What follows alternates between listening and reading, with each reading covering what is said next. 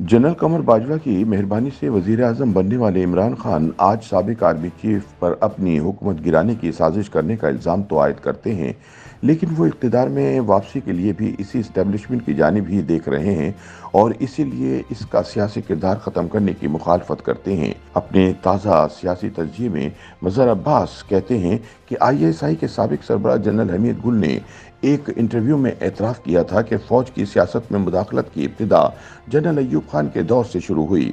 इनके बकौल हमारी बुनियादी गलती अय्यूब खान को मरकज़ी काबीना में बहैसियत आर्मी चीफ वज़ीर दिफा बनाना था, जिसके कुछ अरसे बाद ही इसने मुल्क में मार्शल लॉ लगा दिया और फौजी मुदाखलतों का सिलसिला चल निकला। जनरल हमीद गुल ने कई बार एतराफ़ किया कि मोहतरमा बेनज़ीर भुट्टो को रोकने के लिए उन्होंने 1988 के इलेक्शन के वक्त इनके मुखालिफिन को इकट्ठा करके इस्लामी जमहूरी इत्तेहाद बनवाया। ये मुखालफत फिर कभी ख़त्म ना हुई बल्कि बढ़ती ही चली गई, जिसका नतीजा आज हम सबके सामने है। मज़हर अब्बास के बकौल ऐसा नहीं कि सियासतदानों से गलतियाँ नहीं हुईं, शायद एक बड़ी गलती 1974 में साबिक वज़ीर आज़म ज़ुल्फ़िकार अली भुट्टो की ISI में सियासी सेल बनाना थी और दूसरी जनरल ज़िया-उल हक़ को 7 जनरलों पर तरजीह देकर आर्मी चीफ बनाना।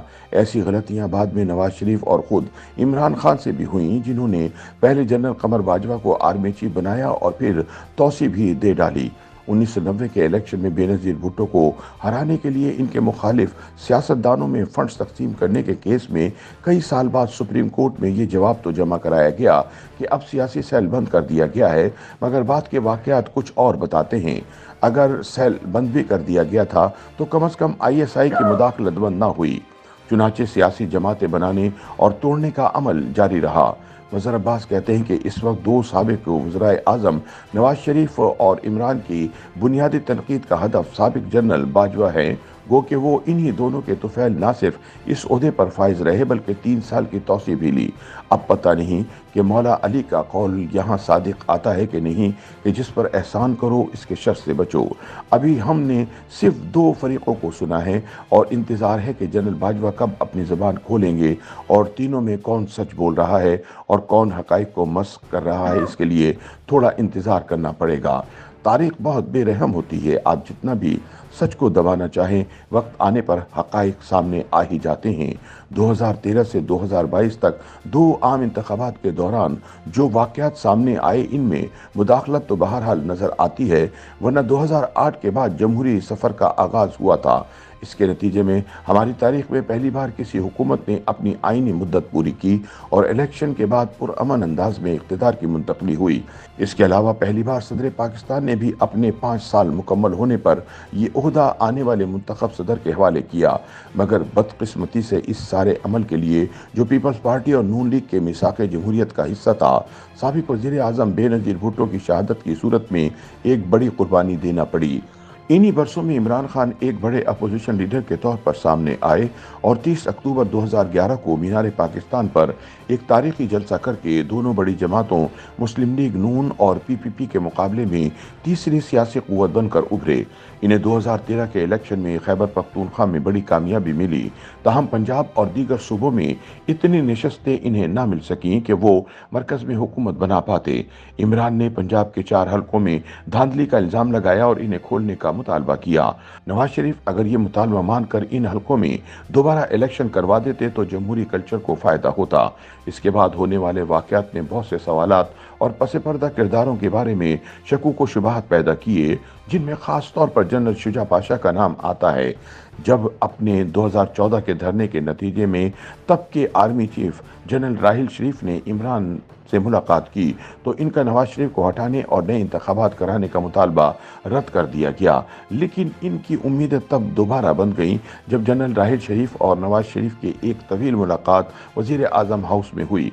इमरान उस वक्त अपने कंटेनर पर टहल रहे थे कि हुकूमत अब गई कि जब गई।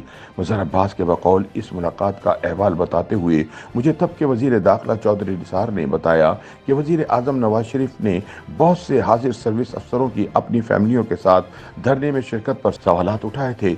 आज नवाज शरीफ जनरल बाजवा, जनरल फैज़ और साबिक चीफ जस्टिस साकिब निसार के सियासी किरदार पर सवालात उठा रहे हैं, ख़ास तौर पर पानामा के बाद इनकी हुकूमत के खात्मे और 2018 के इलेक्शन के हवाले से।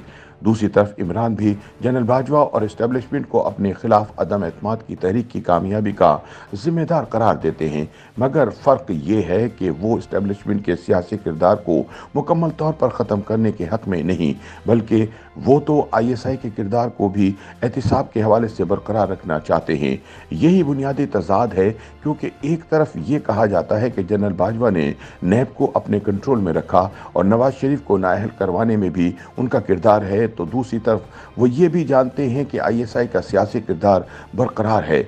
मज़हर अब्बास का कहना है कि मियाँ साहब ने सबसे ज़्यादा आर्मी चीफ्स का तकर्रुर किया, बाद में एक से इस्तीफ़ा लिया और एक को बरतरफ किया, जिस पर जवाबी कार्रवाई में वो खुद बरतरफ कर दिए गए। जनरल बाजवा को भी वही लाए, अलबत्ता तौसी में माशाल्लाह इन दोनों साबिक़ वज़ीर आज़म का हाथ है। मियाँ साहब की नाअहली और सज़ा की बात तो सामने आ गई, लेकिन इमरान की बेदखली की असल वजह सामने आना अभी बाकी है। शायद जनरल बाजवा, फैज़ हमीद, जनरल पाशा और जनरल महमूद अगर आज अपनी ज़बान खोलें तो 1999 से 2022 तक की असल कहानी सामने आ जाए। सच तो बहरहाल सामने आ ही जाएगा, और वो भी जहर का प्याला पिए बगैर। ये है पाकिस्तान। YouTube पर गूगली न्यूज देखने के लिए youtube.com की सर्च बार में गूगली न्यूज TV टाइप करें। गूगली न्यूज के पेज पर सुर्ख रंग के सब्सक्रिप्शन वाले बटन पर क्लिक करना ना भूलिए। YouTube पेज पर अपलोड होने वाली वीडियोस से बाखबर रहने के लिए बेल आइकन पर क्लिक कीजिए। आपको हर नई वीडियो के बारे में नोटिफिकेशन मौसूल हो जाएगा।